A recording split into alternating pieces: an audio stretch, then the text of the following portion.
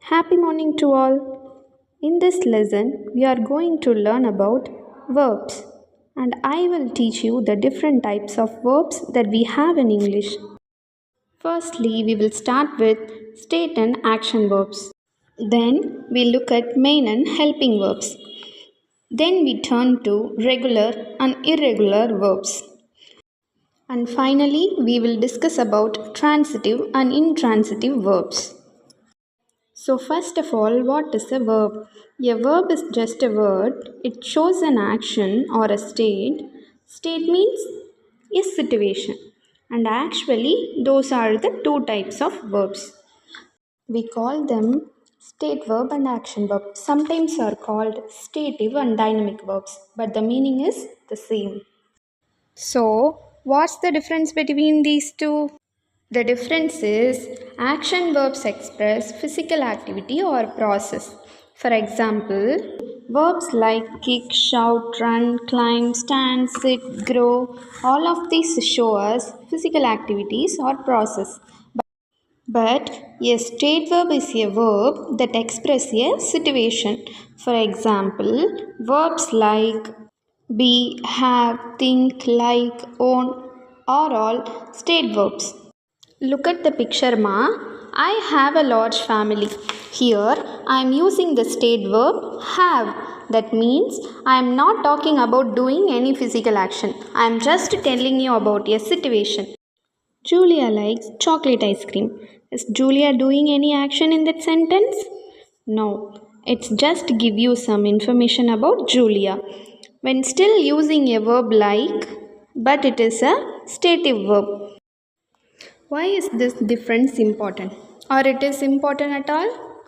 It is because there is an important rule in English you should know. And that rule is state verbs cannot be used in continuous forms. When you want to use a continuous form, you can only do that with action verb. Let's look at the couple of examples. Now we can say the children are playing in the ground.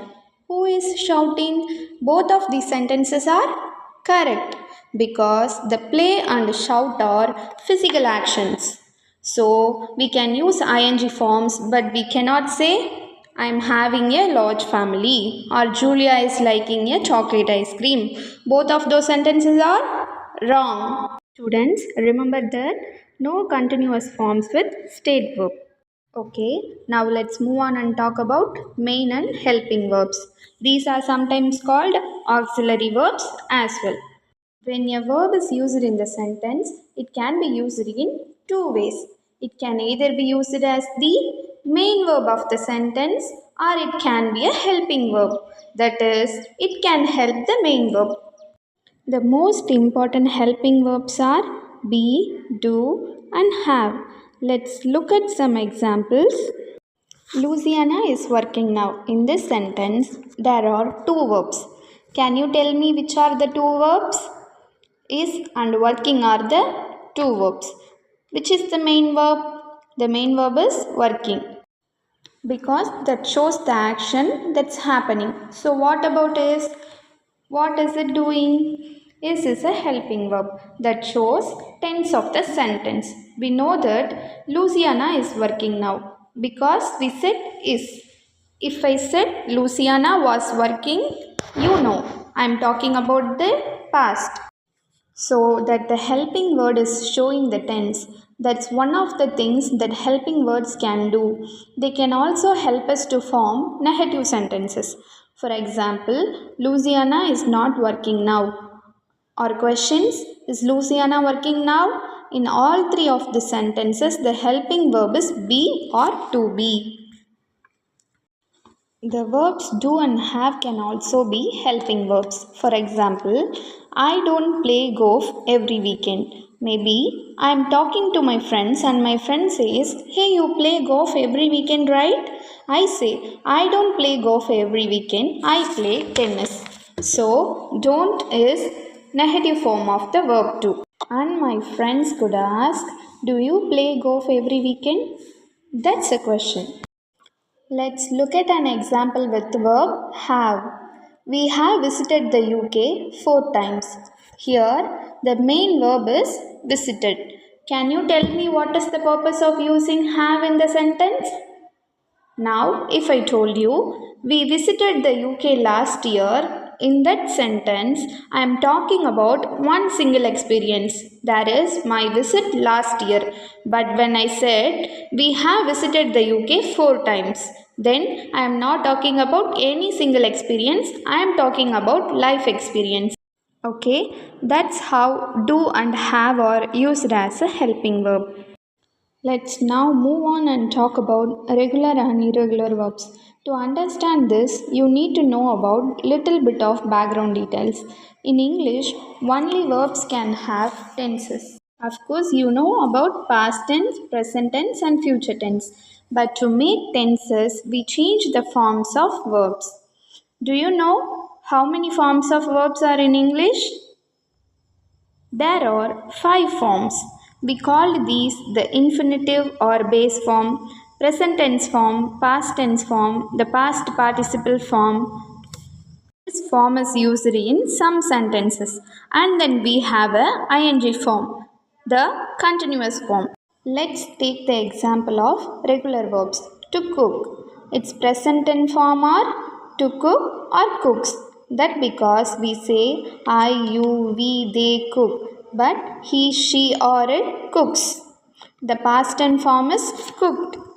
And past participle form also cooked. And the ing form is cooking. We said this is a regular verb because both the past tense verb and the past participle forms are just ed endings. But you cannot do that with the irregular verbs. Like the verbs to go, the present tense forms are go and goes, but the past tense form is not goed, is went. The past participle form is gone. And take verb to be. It has 3 present tense form: am, is, or. For example, I am, you are, he is, she is. And 2 past tense form: was and were. And the past participle form is been. Here is the one last example to read. Its past and past participle forms are spelled read but pronounced red, like the color red.